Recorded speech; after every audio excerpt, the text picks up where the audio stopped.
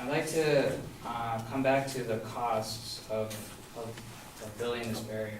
Even implementing all the technology and upgrading it just to stop immigrants from coming into, crossing the border. A quote by the Governor Rick Perry of Texas, claiming superior experience as the leader of the state with 1,200 miles of the border, advocated a more complex strategy, combining fencing and surveillance technology with a lot of boots on the ground. Mr. Perry said that building a border fence would take 10 to 15 years and 30 billions of dollars. That would not be cost effective. So even the governor, I mean, even though he already has his hands tied at the section of the border that he's controlling, even inputting all this technology wouldn't be helping him, because paying for all this is very costly for him and for everybody else, like taxpayers, of course.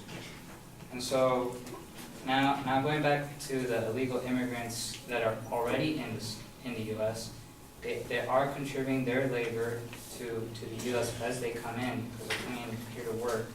But they're also, in a way, helping the U.S. economy. And so,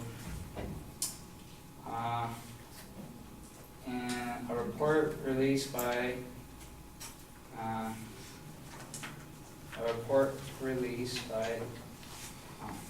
article, such trends were clearly on display during the recent downturn. In June 2009, the unemployment rate for immigrant workers fell by 0.6% during the recession, while rising for native workers by 0.5%, as Rakesh Kaushal, a researcher at Pew Hispanic Center, testified before Congress in March.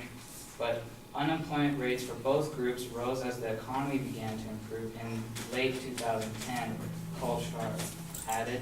Thus, the economic recovery now appears to be benefiting all workers, although the gains to native-born workers have been a bit later in coming. In other words, adding to such research, immigration tends to make things slightly worse for native workers amid a recession, while rising income and employment for everyone during times of economic expansion and in the long run.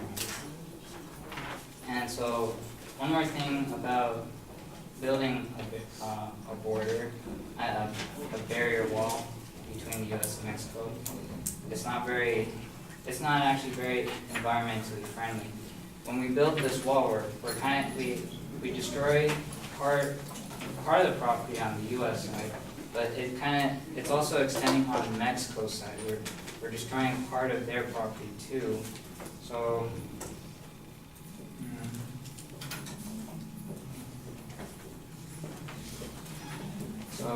here's something on the U.S. side. Border walls have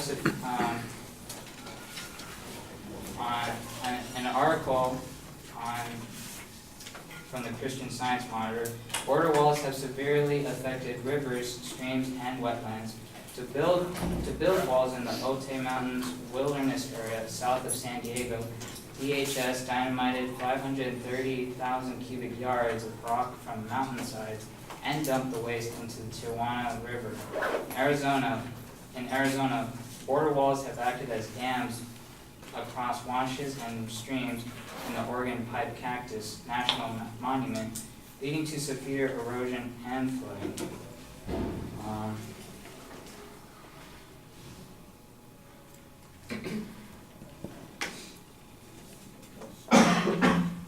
We've got to cut you off. It's overtime at this point.